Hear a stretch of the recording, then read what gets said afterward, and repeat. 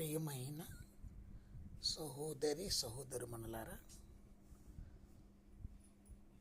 మన ప్రభువును మన రక్షకుడైన క్రీస్తు నామములో మీ అందరికీ శుభాభివందనములు తెలియజేస్తున్నాను.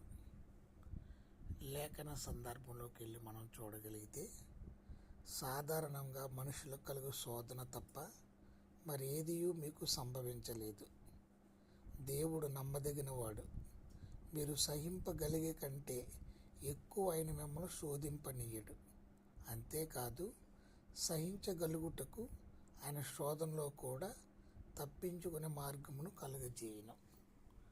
మన దేవుడు ఎంత నమ్మకమైన వాడు అంటే, నిత్యము మనం ఎదుర్కొంటున్న శోధనలు, అది మనుషుల ప్రకారంగానైనా సాతాను ద్వారానైనా, అన్నిటిలో నుండి తప్పించుకోవడానికి మార్గాన్ని కూడా దేవుడే ఇస్తాడు. ఆమేన్.